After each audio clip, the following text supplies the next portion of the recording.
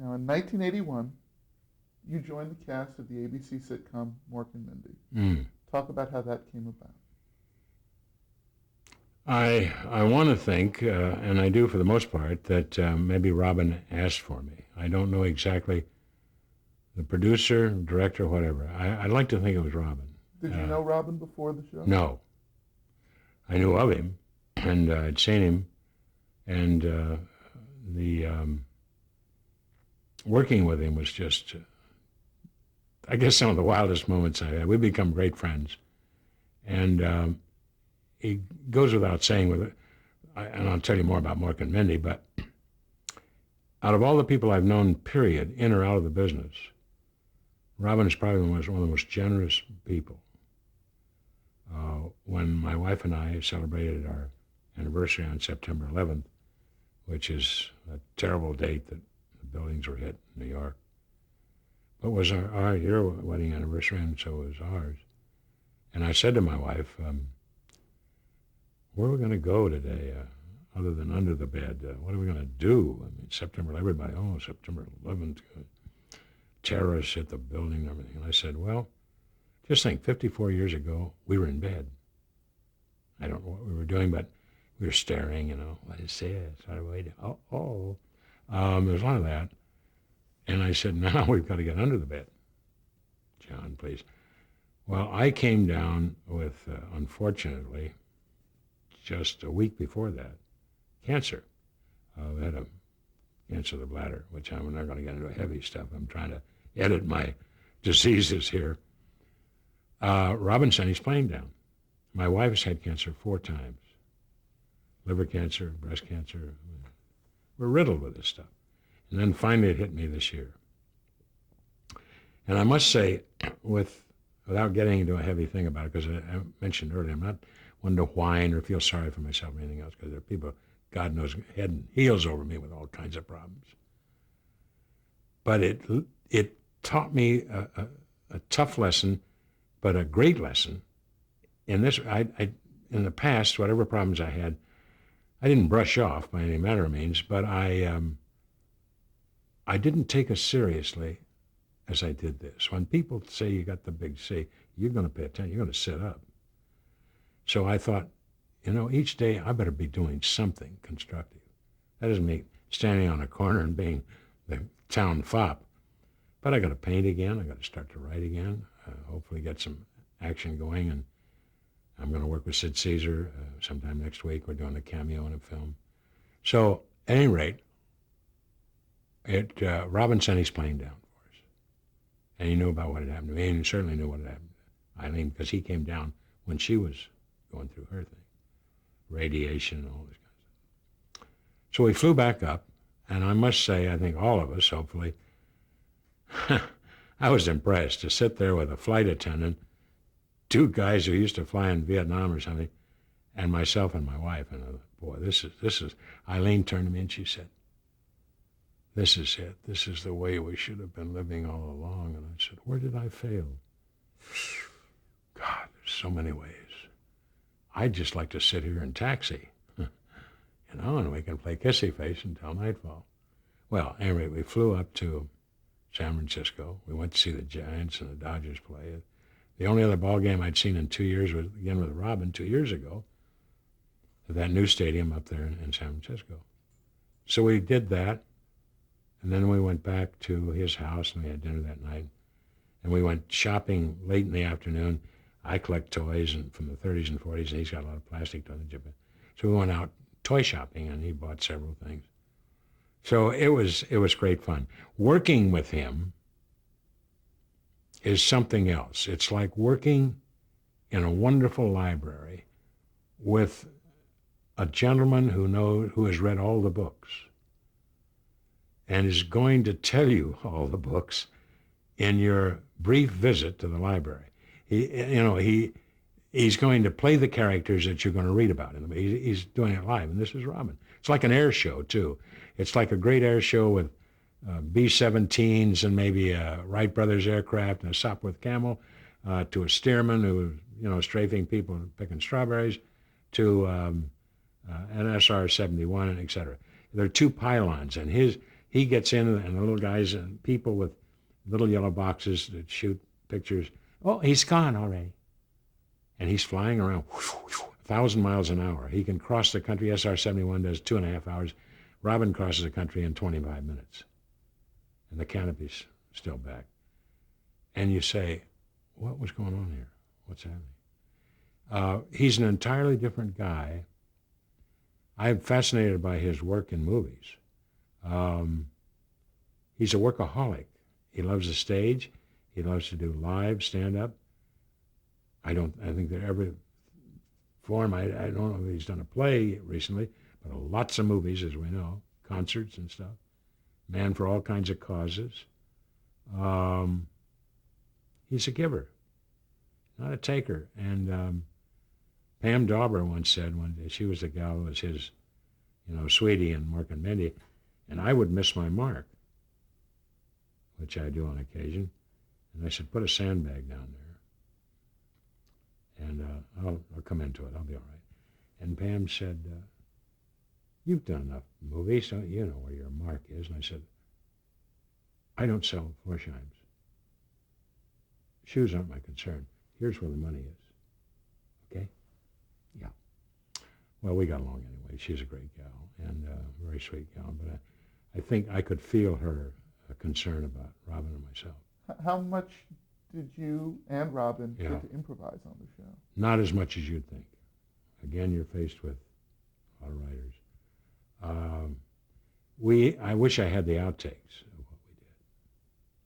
Because we were just, breaking up everybody, going around, But there's a great deal of pressure on the writers, boy, they talk about ego. Oh, let's get back to it. So I would say 95% was on the script. All right. In 1983, you joined the cast of Hee Haw. Anything you want to share with me about that experience? Not a lot. There are certain times in your life when you say to yourself, if you have any conscience at all, how much money is there in this? I wonder if I should really go down there. Everybody is very rural, very. How you doing? And everybody makes you feel that you're a stranger, and you're going to remain a stranger as long as you're on this stage down here in Nashville, wherever it was. The cast kind of stares at you. You're just a guest.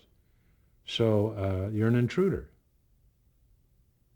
And I didn't feel, frankly, that comfortable. I went down, there's a piece of change, and I'll get it, because it's usually, that gets me something that I want, and all of us have it.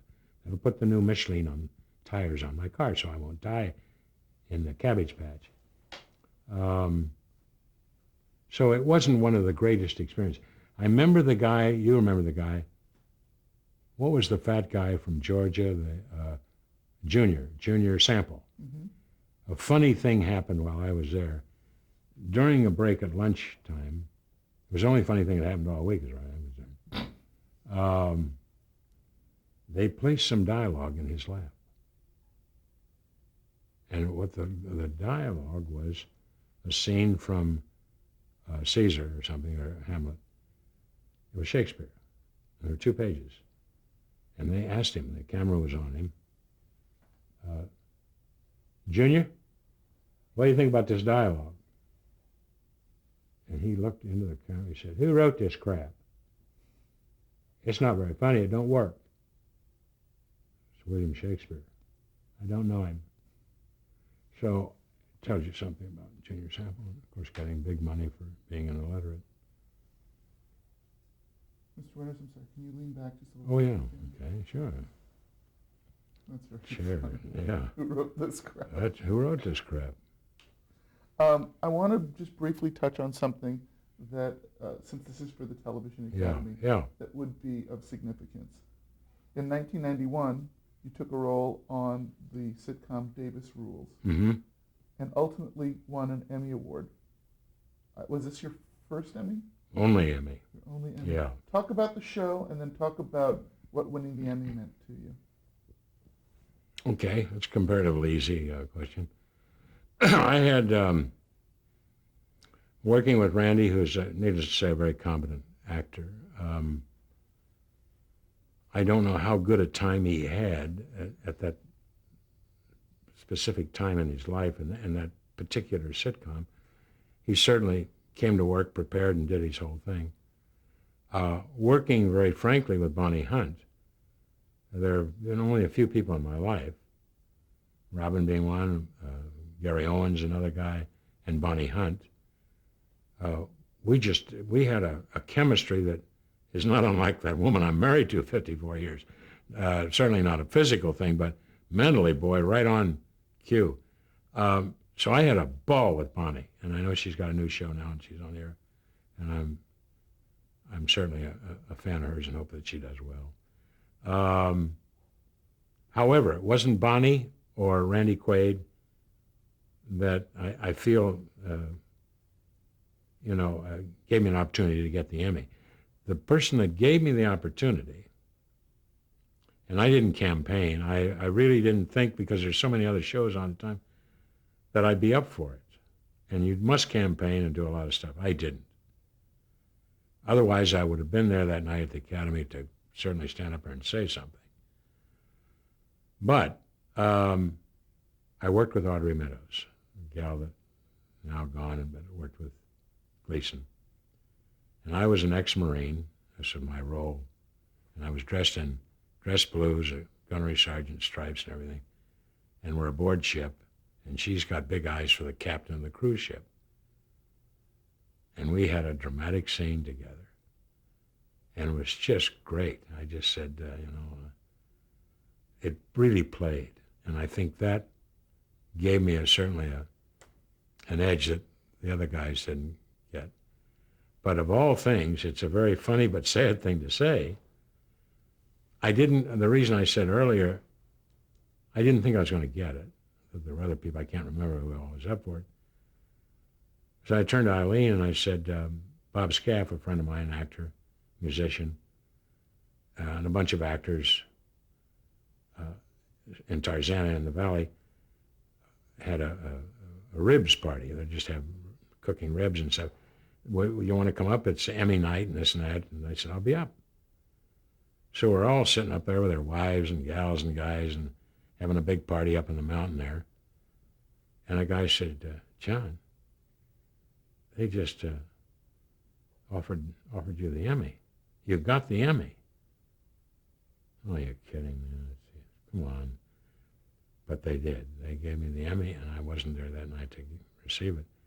I got it finally, and I suppose it goes without saying, it's been one of the big awards that, maybe the award. In my, I got one Grammy, but I was nominated something like 6 or 8 times for Grammys, never got one until toward the end. But interesting thing about award, I did want to mention, just a couple of years ago, 1999, I was asked to come to Washington, to the Kennedy Center, to receive the Mark Twain Award. A year before that was Richard Pryor. So I went to the award, boy, with high expectations, and asked for Sid. Sid came on, and several other guys. And they picked some people that I didn't know, but the younger audience, the whole thing. Occasionally, probably too many times, I put my foot in my mouth and said what was on my mind, and it cost me. But I thought in the end result it was kind of funny, but the guy didn't think it was funny at all. That was the guy who produced the show, put the show together, the money behind it, headed up the whole, everything but the center itself, Mr. Smith, for the sake of, a name. And he presented the award. Now, the head is about this size, like a softball. And then there's the plaque and the whole thing. So I turned to the guy and I said, Mr. Smith, this is the award. Oh, yeah. This is what we'll be presenting to you on stage tomorrow night. Okay? Can I ask you something? Did Mark Twain die in the Congo? No. Why would you say that? Well, somebody shrunk his head. Is that right? They shrunk his head, didn't they? No, they didn't shrink his head. Well, the regular sculptor must have, oh, I know what it was. You stiffed the guys in the foundry. Oh, Jesus, that was it. We're not presenting that on the air. And I never did get it on the air. I got it later, but I thought it'd be a funny thing to say, but you see, other people, no humor. A few questions just to sum up. What advice would you give to somebody who's just beginning a career in comedy now? Never say goodbye to your day job or your night job or any job. But first of all, seriously, I'm not one to discourage anybody. A man, a woman, young person, an animal has to do good tricks with a little hoop. Here's a biscuit. The owner gets 100,000. You get the biscuit. No, I would say this. Something I didn't do, that had I known this, I would have had some big reservations. If you're going to go into this business, you should go into it. If you really want it, you want it badly enough, who's to say that you might become a star, a great success? But know this going in. Your chances of just making a decent living,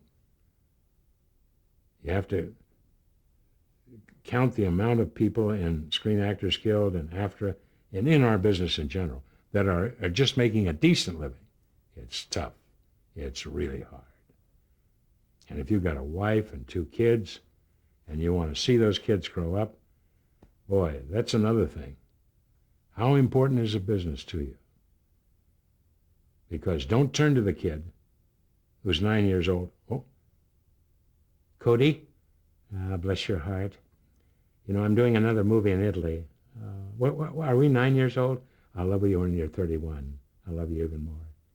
Here's a little trinket. I found this at Tiffany. It's a watch, $50,000 watch. Put it on. He's 9 years old. Well, there's a lot of that stuff. You better be there for the kid. My boy turned 50 2 years ago. And I've had kind of a checkered career, to say the least. But I said flat out to him, and you have to ask your parents this, you have to ask yourself this about going into the business. Because I, as a comedian, as an actor, whatever, and I said, let me ask you an important question. Do you love me? And my boy said to me, you were always there when I needed you, Dad. That's the biggie. Don't have kids if you're not going to be there. Or if you are going to have kids, I mean, it's very difficult to take them on locations and go here and there and everything. But you have to cut some things in half and settle for a little less than the other guy. But boy, I mean, my kids, we have our ups and downs and our little talks that are sometimes a little, but we love each other. And my career meant a lot to me, but it never got in the way of my children and my wife. And that's a hard thing to tell anybody what to do. But if you love it enough and you love the business, go for it. Who's to say? I'm certainly not the one to say, give it up. Give it up. What you're going to do? You got to study people. The one thing for my money, if you go to Actor Studio, fine. If you go take lessons from so-and-so, fine. There are all kinds of workshops and comedy stores and dramatic workshops, etc. You must be an observer. You must look at everything around you. And if you're in doubt about characters, take your car, take the bus, or walk to the closest terminal, whether Greyhound bus or railroad station or the terminal for aircraft going in and out of the country, and just sit there. Nobody's going to bother you, hopefully, in a beat-up old raincoat, a pair of shades, whatever, and you're going to see America go by. You're going to see people, what about my tickets here? I see anger.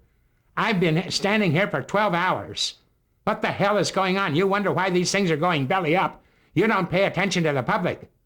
I'm not from here. I'm from Manila. That's another thing. They let everybody in. Our borders should be heavily armed and closed. I've been here 5 years. I attended UCLA. I'm sorry about the ticket. Your name is Mrs. Keverson? Yes! Yes! I'm not deaf yet. Thank you. Your aircraft has just been blown up on the tarp. Oh, my God. Do you live here locally? We'll see that you're taken home. Well, that's a little heavy. But, I mean, this is something you sit in that thing and you hear these things. You know, people are something else. And I always said there are two kinds of people. Color and sex have nothing to do with it. Two kinds of people. One person, excuse me. This tie, how much is that? Well, that's $14. Of course, that's a Parget. Those are new ties out of France. They're made in China, but the French kind of put them together, in the South. I didn't want to spend that kind. Okay, maybe you want this. This is a $4 tie. Thank you. I'll take that. The other person. You in charge? Yes. I'm Paul Gessler. Where's Raymond? He usually waits on me. He's on vacation. Yeah, who are you? I filled in for Raymond. Yeah, I got a bad reading on you. What's that tie there, the regimental tie? $14. This is a Mickey Mouse store. And you're a Mickey Mouse guy, and Raymond's a Mickey Mouse guy. And the ties are Mickey Mouse. By the way, we have a Mickey Mouse tie. I'm out of here. So, those are the people. Those are the people, man. Come on. Just go 12 miles and you're there. I think we could continue to take up the rest of your day, and But you can't. I only wish that I could. This has Well, been an you can come in, treat. and for a charge of $47, I have that I on. have to have the money right up front. All right, sir. Okay? You can stay overnight. You will not be bothered. Are meals included? Call your wife. Oh, wait a minute. Uh-oh. Call your wife. Where is she? She's in Manhattan Beach. Well, it's not too far. You can have her drive. Okay, no, that's not necessary. Okay, have her come up. Is she a pretty lady? I find her attractive. I knew you were going to say that. Do you have children? Not yet. Ah, good. Well, maybe tonight you can have some. Is that additional? Yeah, sure. Something to play with. Thank you. Who is that boy here? Mr. Winters, thank you so much. Oh, thank you. Well, I hope I didn't step on too many toes when I spoke to people, but I had to tell the truth. It's a little painful. It was all terrific, and we wouldn't have wanted it any other way. Truly. Well, you got to bite into your tongue with